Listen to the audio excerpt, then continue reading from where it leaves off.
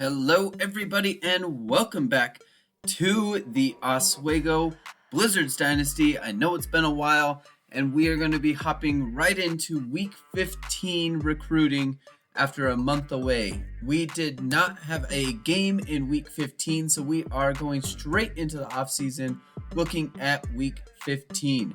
So our big targets that we are going to be looking at here is going to be definitely Calvin Wyatt.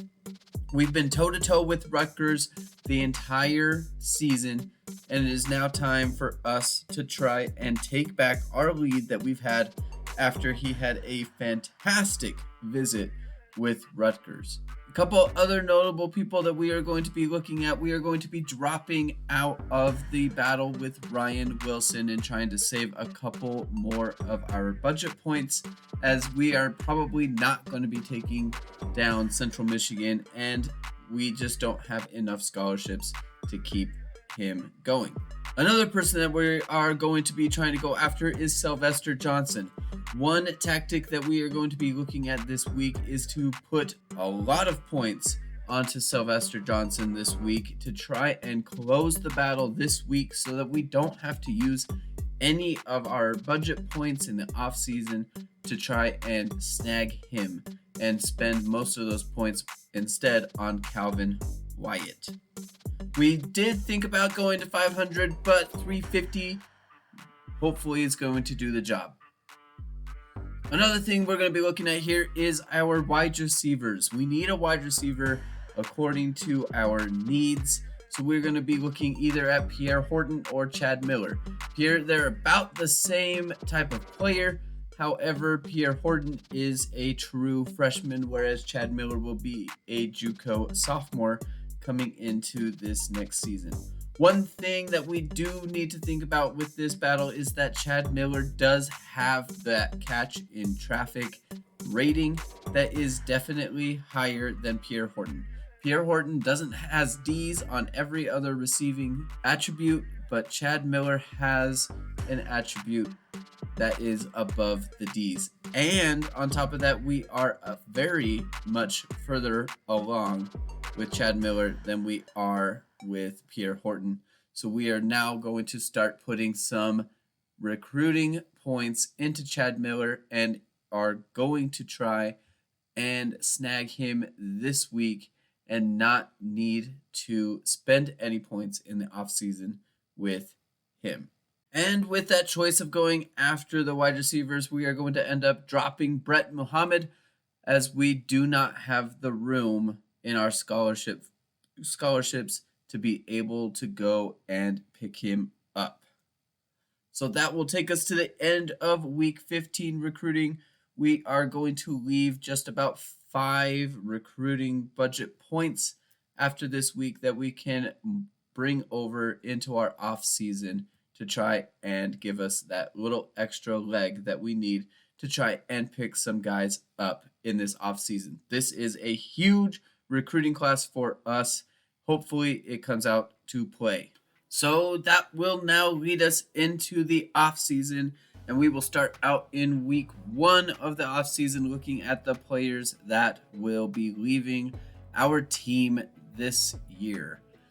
Big time missers that we will miss out on are Bryson Hill and Sid Jamison. Those two guys have been a cornerstone on both the special teams as well as the offensive side of the ball, and with Sid Jamison on the defensive side of the ball. Bryson Hill, he did fairly well on returning kicks for us. Don't know what we would do without him, and now we're going to have to face next season without him and try and replace his speed as a returner. Sid Jamison was fantastic for us as being a walk-on.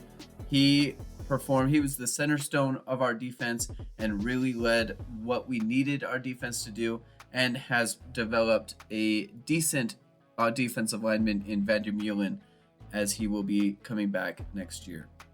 Another wide receiver we will be missing out on is Clark Amos. He was somebody that we found late in the season last year, as he was able to really shine late. Would have been nice to see him earlier. We're also going to be leaving out with MJ Shelton.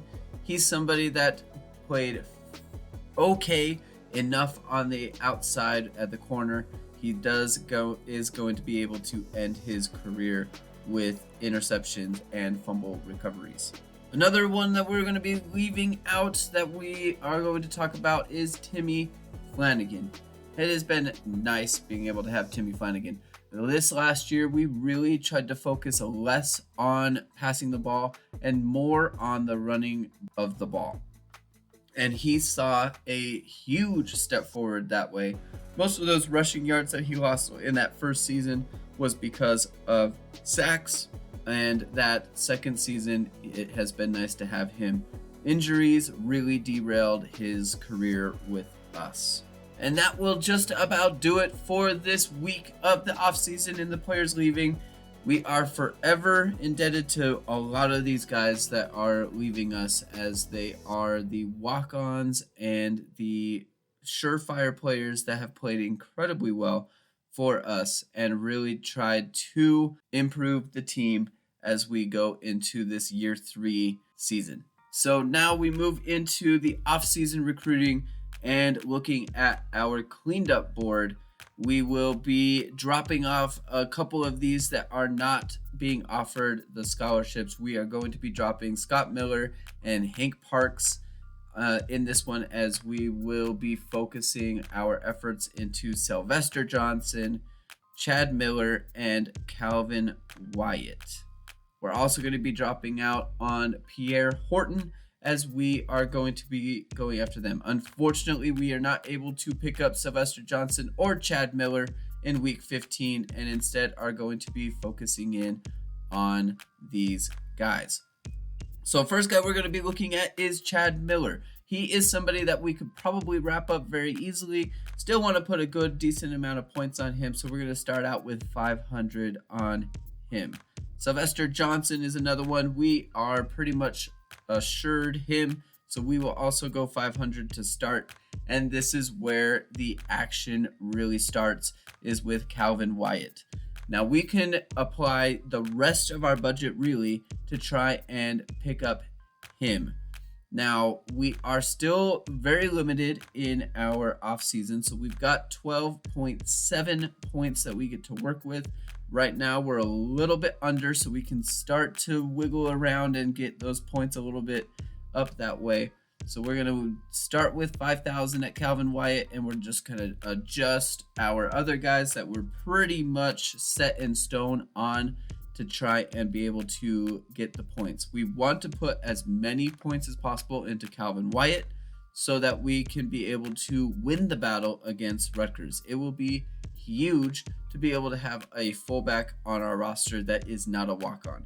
We are losing Stephen Cabral into graduation, and we are going to need a fullback. Calvin Wyatt is somebody that is fast and has the skills to be able to fit into our system and really bring us some huge time benefits on the offensive side of the ball. So as we continue to wiggle around with the budget points that we are going to be putting in, we will be finishing up with just a little over 5,500 on Calvin Wyatt, and then throwing 350 and 300s on Chad Miller and Sylvester Johnson. Hopefully that's going to be enough to hold off Rutgers into this off season, and we're able to pick up Calvin Wyatt. So as we advance into the signing stage of the offseason, we will see that we are able to pick up Calvin Wyatt, Chad Miller, and Sylvester Johnson. Chad Miller, Sylvester Johnson, we knew those were going to be battles that we were going to easily win. But that Calvin Wyatt one really turned out to be a shock to me, as Rutgers did not even go after him, and Pitt didn't go fully after him as well. We win that one easy. So we will now move on to the position changes, and we will be looking at the ratings, the true ratings of our recruits that we picked up throughout this entire year. First person we're going to look at is Don Bird. He is going to be an increase for us. Now we are expecting a lot of the same, All the blue numbers are what we expected. Green are the better numbers, and the red ones, we will see a couple of those later on, are decreases. So he is going to be an elusive speed back. It's going to be awesome to be able to have him. His acceleration's a little slow, but we can work with that as we go on. He could be a really good first stringer or second string halfback for us. Next one we're going to be looking at is Calvin Wyatt, and he is going to end up being a bust for us. But a lot of that is because of his blocking skills. Now, we don't necessarily need him for blocking. We need him for running, and a lot of those bonuses that he got are in green. His rushing skills and his speed skills are better than what we expected. This should be a good pickup for us, whether it drops down to 59 overall or not. Next one we'll be looking at is our JUCO sophomore Chad Miller, who we picked up there late. He is going to turn out to be an incredible gem for us. Not only is he a C in catch in traffic for receiving, he is going to be a C in release and spectacular catch. And his speed is in a B instead of a C. What a pickup for us. He's gonna be really nice. And I like that he's a sophomore coming into this next year. A lot of the JUCOs we have are gonna be juniors. We're gonna have this guy for 3 years. He could be really good for us. So looking at our other wide receivers, Chad Miller is going to look just about the same as a lot of our current players that have been walk-ons for us this entire year. Now, he does have better catch in traffic and spectacular catch, which is going to be awesome for us. His catching is just similar to Thomas Maya, Devin Fontaine, and Cortez Jacquez. So we're not going to lose a lot there from him. Chad Miller, he's going to have a little bit of that route running that's going to need a little bit of a boost, but we can see that going up fairly soon. He's got better release than everybody else. He could become really good for us. I'm actually incredibly excited about Chad Miller. I'm glad we went after him instead of Pierre. Next one up that we're going to look at is our new center, Jason Moss. And he is going to show up as a decrease for us. Now we got exactly what we expected. Now those ratings are on the low end of the C range and the D range. Run block ends up being 70. Not exactly what you're looking for, but he's got time to develop. Next one we're going to look at is Terrence James. Now he is going to be pretty much what we expected. He's going to drop down a couple of ladders, but that finesse move at 81 is going to be really nice. We wish he had better pursuit and tackling as a defensive end, but we will work with what we have got. Next one we're going to look at is going to end up being Dustin Swan. Now he is going to be a big time bust for us. I was really excited about picking up Dustin Swan. He is somebody that I was pumped about getting, and that power move at a B ends up being a C rating, and his tackling drops down to a D. This is a devastating bust, and he might even end up redshirting this upcoming year. Now this is the guy that we needed. Look at those ratings from Bubba Johnson. As you saw, he's already currently the highest rated player on our team. We still have training results to go, but B and C ranges for all of the moves that he needs as a defensive end. He's going to really be huge for us. I'm really excited about Bubba Johnson. We might use him on the edge. We've got multiple formations that we can use him in. We can get him out standing up in a 2-point, or we can get him down in a 3-point or 4-point. We can put him wherever we want. That guy is versatile, and I am thrilled to have him. Next one we're going to be looking at is Michael Douglas. Now this guy is going to be a little bit of a downer for us. He is going to drop down in ratings, but those ratings still are decently high for that D range, so it's not necessarily a big loss for us. Would have liked to have somebody a little bit better, but he will do just fine as a defensive tackle for us. Next one we're looking at is Patrick Anderson. He's somebody that is going to be just a little bit of a so-so for us. He's going to drop down in some things and going to increase in others. I like that he's a fast outside linebacker.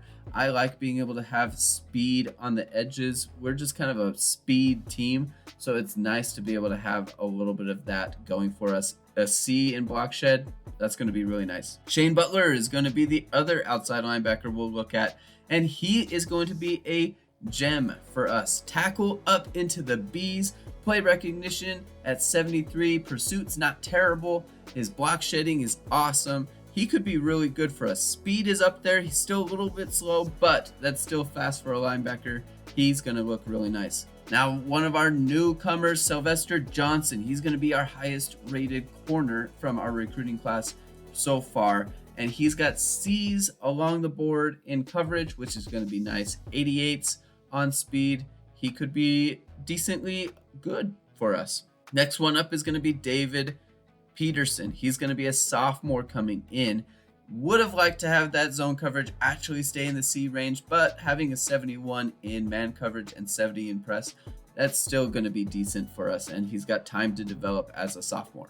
Next one up is Antoine Harris. Him and David Peterson are looking to be just about the same. They are decently around the same. Antoine Harris is a little bit slower, but the acceleration could help him out in that. But it'll be a battle to see who's going to be that slot corner for us. Now we've got Richard Newsome. He's going to be our freshman, and he's going to be a gem. That is awesome for us to be able to pick up. 74 on zone coverage. His man coverage is a little low. We are more of a man coverage team. We're really aggressive, and we want the speed out there. But he has plenty of time to develop as we need and see fit from him. He will probably redshirt this year and get extra development. Now we're going to be looking at Brooks Gibson. He is going to be a senior this year. He's not going to be playing a ton, so we're probably going to try and move him to a guard position where we have a little bit of an opening. So we're going to move him to that left guard position and kind of shore up that left guard slot for this team. And that will now lead us into the more exciting side of the offseason, into training results. We will see what kind of improvements we see from this team. We need big boosts from our new recruits from last season. So we will now move on to the training results, as we said, and we will find out that Dan Villari is going to show up as our highest rated player. I am glad that he came home and left Syracuse to come and be our quarterback. He's going to be huge for us in the passing game. We could actually have a passing game this year. Now, I remember talking about last year with Abdul Pace, we were expecting to get about 50% of the passes completed with Abdul Pace. With Dan Villari, I am expecting much better things. We could actually throw in passing games, which is going to be something that is going to be really exciting for us to be able to implement. The accuracy is going to be huge for us. And it's not like he's the slowest guy in the world either. He's just about the same as Abdul Pace. Marcelo Mobley will definitely be our running QB, but Dan Villari is going to see a good amount of time with us. Now we'll see some training results from our running backs. Marcus Seals is going to end up being a 65 overall. As we remember, Don Bird was a 66 overall. But in terms of speed, Marcus Seals might be the guy that we might start with these new ratings that we are looking at with Marcus Seals. Obi Hopkins might actually end up being our lowest rated running back if you're going to include Calvin Wyatt in that range of running backs. That's going to be awesome for us to be able to have. Now we're going to see some pretty good jumps from Cortez Jacquez. That's crazy to see. He might actually end up getting himself out of that tight end spot. Now we didn't pick up another tight end this year. That's something that we just weren't really targeted. We targeted early, but we just weren't able to pick anybody up, and all tight ends are expensive. So we're going to use another one of our wide receivers as a tight end position. Now we've got to decide who are we going to put there, because Cortez Jacquez was that tight end for us last year, and now he might not be that tight end. We're going to have Chad Miller probably come out in our 3 wide receiver options that we do have. Thomas Mayo is going to be a wide receiver for us, but Cortez Jacquez is making a name for himself to try and be out on the edge instead of being up on the line of scrimmage as a tight end. As we said, the tight ends are not going to be somebody that is going to see a lot of time, as we're going to use a wide receiver for that position. One thing I'm really excited about for the future is our offensive line. We invested in our offensive line being young early on in the first year of our recruiting. We did pick up Reggie Brown as a JUCO junior, and now he's going to be a senior, so we're going to need to replace him next year. But all of our offensive linemen, +5 for Tyler Wright, which is huge, are all freshmen last year, which means that they're going to be sophomores this year. So we're going to get a good amount of boost from them as we see. If we're going to get +5s every year, we could get 80 overall linemen as we approach their senior year, which is going to be awesome. Now, our centers, we've got some decisions to make. Blake Owens only getting +4 and Daly being able to get a +5. We've got a log jam over there at center with Jason Moss at being a 55 overall. We're probably going to end up redshirting Jason Moss because Daly's shows that he could actually do something for us. And we'll just continue to start Blake Owens at lineman and just let Jason Moss sit back and develop. Johnny Barnes getting +4. He's going to sit at 65 overall. He might not make it to that 80 overall range like Tyler Wright was, but he is still going to be decent for us. Run blocking and impact blocking are our big ticket options that we need. We need to see those be up high. Fred Carter getting +4. He's going to sit at 65 just like Barnes is going to. And that is one thing I'm going to be excited about coming up in these next few years is our offensive linemen. We've got run blocking set up, and that's exactly what we need. Dwight Vandermeulen, he's going to get +5. As I was saying, he was sitting there behind Sid Jameson, getting that walk-on leadership from him. He's going to really try and put a name out there to be a person that will try and start over Terrence James. But with that +5, Dwight Vandermeulen might just force Dustin Swan to be redshirted. Like I said earlier, Dustin Swan was a big-time disappointment for us, and I was expecting better things from Dustin Swan. I was really excited about Dustin Swan until we find out he's a bust.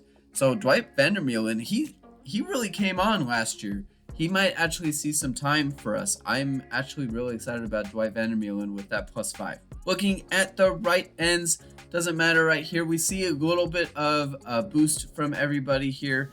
It's going to be nice to have some backup options, but this is Bubba Johnson's position, and he is going to dominate this position for his next 2 years at almost already at 80 overall, sitting at 79. It's going to be nice to be able to have Bubba Johnson in this position. So now looking ahead at the defensive tackles, Brad Griffith getting big time bonuses at that +5. That's going to be awesome. Michael Douglas is going to be coming in, so that means Brad Soul's going to sit back as that third string, that backup position for us. And he did all right for us last year. Soul did. So I'm not necessarily saying he's not going to see time at all either. He saw our defense is on the field a lot, trying to chase guys down last year, so we definitely played our defensive tackles a lot. I'm really excited about that defensive tackle spot for us in that future. Jamie Brown is going to go up +4. He's going to try and fight with Patrick Anderson for the starting spot. Jamie Brown, he did fairly decently for us last year at that outside linebacker spot. So I think that he has a shot to try and challenge Patrick Anderson. Now, Patrick Anderson probably hasn't beat on speed, which is probably going to give Patrick Anderson the leg up on him. But I'm still decently happy that we see some pretty good training results from Jamie Brown there. Steven Burks is only going to get +4. I was hoping to see a little bit more from him as we needed. Jamal Keys only getting +3 is actually really bad for us. He came on as a freshman, so he's going to be a sophomore this year. He's going to be the one that's going to replace Steven Burks when Steven Burks graduates this year. So we're going to need a little bit better showing from these two this season to try and boost their training results from Jamal Keys coming into this next year. Would have really liked to see Jamal Keys be a little bit higher going into his sophomore year. Ellen Smith is going to get +3. That's probably going to give Shane Butler the starting role for him. Ellen Smith, he didn't have a flashy season last year for us, and then Shane Butler being a sophomore and being a 69 overall, that's going to be really nice to be able to have going forward. But Ellen Smith will be a very serviceable backup for us. Now we've got a lot of new guys coming in at the cornerback position. Bernard Dawson is still going to hold that top corner position for us, but I'm very excited about our upcoming recruiting class with our corners. We've got a decent group of juniors that can be really big to come in right away and help shore up our secondary. And then we've got some sophomores and some freshmen that we have got waiting in the wings to bring them out when we need them in these next coming seasons. Thomas Owens is going to get +5 for us, which is nice to have. I like being able to see Thomas Owens get +5. Our safeties are huge for us, so we definitely need them showing out coming forward in this next season.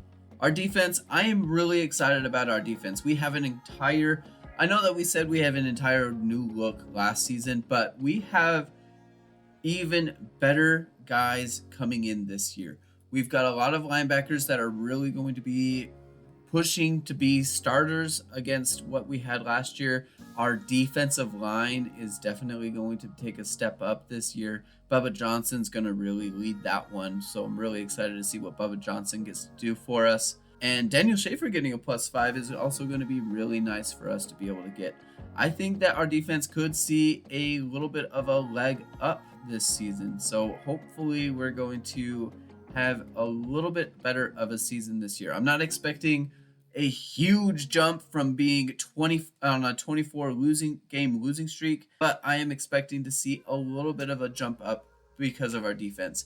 I'm expecting good things from this team this year. I'm really excited about what we've got coming up in this season, and we will just have to wait and see what is going to happen. David Parham's going to get +5. That's nice to have.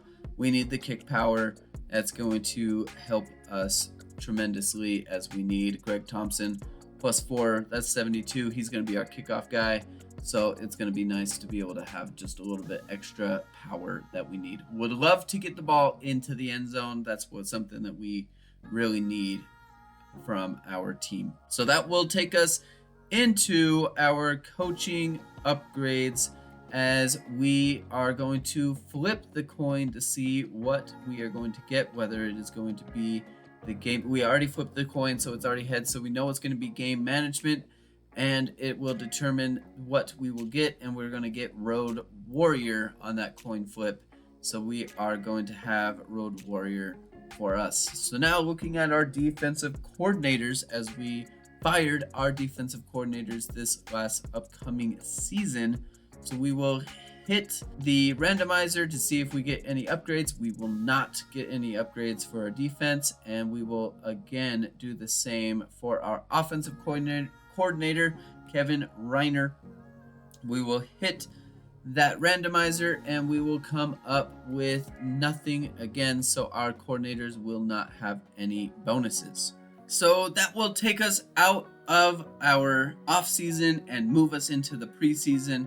We will start looking at our depth chart, as we have already basically talked about what our position battles going in are going to look like. Dan Villari is going to be that starter. Marcelo Mobley is going to sit as our option offense type of guy, our dual threat guy. So looking at the running backs, we did talk about Don Bird or Marcus Seals being the starter, and I think that we're going to end up putting Marcus Seals as the starter, and we're going to keep Don Bird ahead of Obi Hopkins, and we're going to keep Obi Hopkins ahead of Calvin Wyatt for now. We'll talk about seeing if we need to change that coming forward.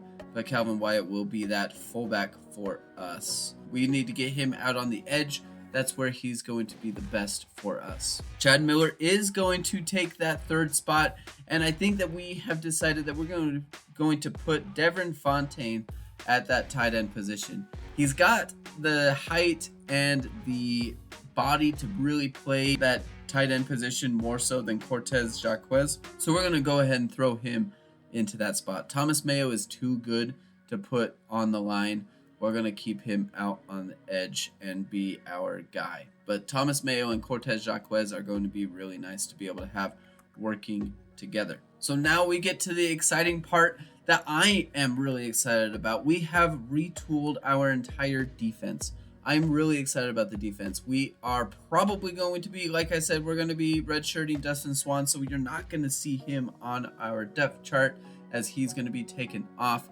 But Terrence James is going to get the nod over Dwight Vandermeulen, but we are going to try and implement Dwight into some different formations. When we get Bubba Johnson out on the edge, Dwight Vandermeulen is going to be the one that is going to slot into that spot. Debated about Matt Francis going ahead of Dwight Vandermeulen at the defensive tackle spot, but that is where we're going to start the season, and we'll make some adjustments as we go. This year is going to be a little different with Steven Burks. We're actually going to keep him in the depth chart rotation amongst all linebacker positions. Remember, we recruited him as an outside linebacker and moved him to the middle linebacker spot, so he is going to be good enough to play wherever we want. As we saw our left outside linebacker, we are going to give the nod to Patrick Anderson over Jamie Brown. And then on top of that, we're going to give Antoine Harris, our junior, the nod ahead of David Peterson. Antoine Harris just has that little bit of extra bonus that we have of coverage that he has over David Peterson. And again, we're going to use Steven Burks wherever we can use him. He is our best defensive free range guy. Bubba Johnson's very much better at that edge and the defensive line spot, but Steven Burks has shown that he can play wherever he wants. Marcus Seals and Cortez Jacquez are going to be the ones that are going to try and be the replacement for Bryson Hill coming into this year on the special teams side of the ball. So now we'll look at the guys that we are going to redshirt. We've already basically talked about those guys that we are going to be redshirting. A lot of this is going to be showing what the ratings are of after the training results and our new recruiting class that is going to be coming in lined up next to each other. But the guys that we're going to be redshirting is going to be Jason Moss at that center position. He's just not better than Blake Owens or Daly, so we're going to keep Jason Moss on the red shirt as he is a freshman and could become really good. If he gets +5 in the training results this next season, he'll start as a 60 overall freshman, which is going to be really big for a one-star school like us. Another guy that I've talked about a lot. It's really disappointing for me to say that we are going to be redshirting Dustin Swan at that left end position, but that him being a bust was just the most disappointing thing of this offseason. I was really excited about his skills that we saw in scouting, but that is one of the downsides of having 10% shown every season with our coaches' perks that we have. And then the last guys that we're going to redshirt are going to be from the corners. We're going to redshirt Richard Newsome, our freshman, and we're also going to redshirt Calvin Glover as well. He was a freshman last year that we kept him on for because we didn't have a lot of cornerback depth, so we really needed him. He is not better than Colt Nash, which is saying something, one of our walk-on guys from our original lineup. So we're going to throw him on a red shirt even though he is a sophomore because he could really use it. We need to have some depth going forward, so it would be nice to be able to have him as a depth guy when we lose Bernard Dawson and our other juniors like Sylvester Johnson and Antoine Harris. So now that we talked about the roster, let's talk about our schedule, and our recruiting budget. So this is the 4 teams that we are going to be putting up against us this year. We're going to be taking a little bit of a lighter schedule this year. We want to try and get some momentum this year for a change. So the teams that we are going to be facing off against are going to be Old Dominion, who is going to be a tier 4 team with us. We are not slated to play them in our rotations, so they are eligible for that. We're going to get a full 10 points from them. Another team that we will be facing off against is a tier 1 Joplin team. They are one of the bottom teams of the Big 12, but they are still an incredibly good team. It is still a tier 1 team. So we have an opportunity to really boost our ratings with that one. I think that is a game that we could really dogfight with, as Joplin doesn't have the greatest defense in the world. Now they have a fantastic offense, but their defense is not the best in the world. Another team that we're going to be grabbing is Texas State. We are going to be bringing them to us. They are going to be a tier 3 team from the Conference USA in that central region. We're going to bring them to us. We want a little bit more of a home game. We don't want just the 4 games. Let's give us 5 home games this year. And to round it all off, one of the big teams we will be facing is West Virginia, tier 1 team from the ACC. They are a decent team, one of the better teams in that ACC division. And then the teams that we will be facing off against from our conference. Of course, we're going to be facing off against our rivals, Billows Falls, and then we're going to be taking on Navy. We get to Billows Falls on the road this year, and we want some revenge after what they did to us last year. The other teams were faced off from the Southeast. We get 2 from the Southeast. We're going to be facing off against Vanderbilt and Kent State. From the Central, we get 2 teams. We're going to be facing Southern Mississippi and Louisiana Tech. And for the first time, we're going to be facing off against some West schools. And these ones, we're going to be getting New Mexico and Wyoming. So I am very excited about this schedule. We should see some better results than what we have been getting so far this season. I am excited about what we have going forward for us. I'm hoping to see some good results from us. Now, I'm not expecting a huge turnaround, but I am expecting to see some momentum going into these next few years. And one thing I wanted to talk about real quick is our sliders. Now, our quarter length, we're going to be increasing our quarter length from 8 minutes to 10 minutes. We ran through the numbers of the play counts and did some averages amongst all the other teams in the NCAA. I want some better averages to show how good our team is compared to the rest of the nation. So we're going to be bumping that up to 10 minutes. I think that's a good number for us to get the right amount of play calls as compared to what the rest of the NCAA are also getting. And then you can see what our sliders are for our user and our CPU sliders. As you can see, I really embrace the challenge. A couple other things that we are also going to be doing. We are going to be implementing some new formations into our offense. So we've been rocking just the flex bone and the pistol. We're going to be throwing in a couple under center positions that still resemble the flex bone. So we're going to be throwing in the wing bone. We're also going to be throwing in the wishbone as well. So we've got a couple wing bone formations that we're going to be working out of. A lot of those plays are going to still be about the same, but we're also going to be throwing in the wishbone as well, just to mix up the formations just a little bit as we need. And to wrap it all up, we will finish off this video with a recruiting look.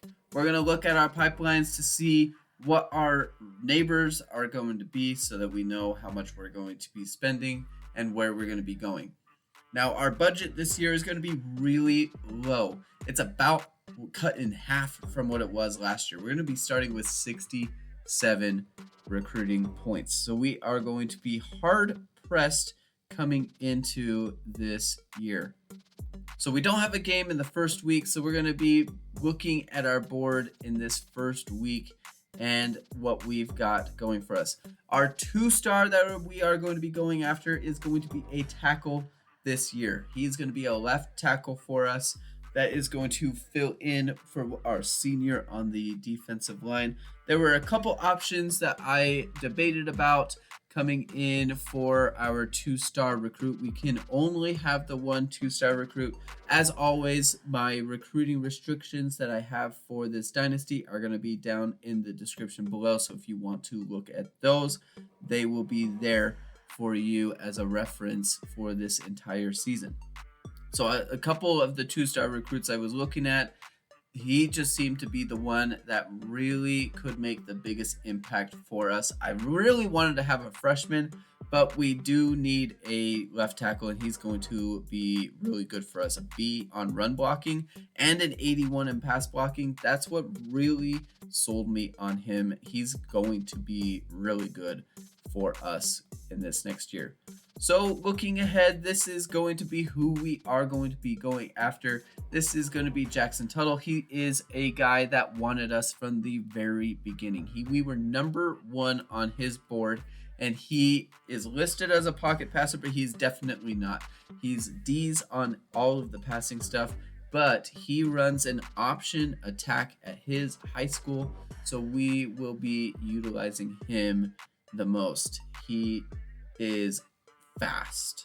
He could be really big for us, but he is from Michigan, but because we are number 1 on his board, we get to be at 1 budget point for him. So that's going to be really massive for us. So we're going to be going through these guys and looking to see how good a lot of these guys are going to be and getting their scouting reports. One thing I really want to do this year is really focus on trying to get freshmen.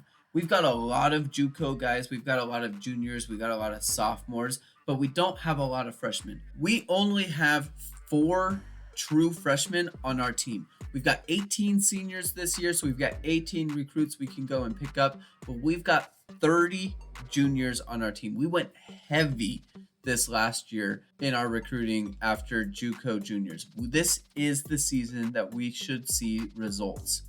We've got 18 sophomores as well, so we need freshmen. We need freshmen on our team. We need the depth. We need time to develop. We've got the time to develop because a lot of the guys that we have on our team are really good and will be starters no matter what. So we might as well go and pick up some freshmen instead of wasting our time on JUCO juniors that aren't going to start. Why not have them for 4 years instead of the 2 years? So that's going to be our goal. So that's why a lot of this is going to be lower rated players, and we're not going to be spending a lot of points early this year like we did last year because we don't know what we're going to be getting into. We don't have the budget to really go after a lot of guys right away if we're going to get stuck into a recruiting battle with somebody. So we've got to be really conscious of what we have.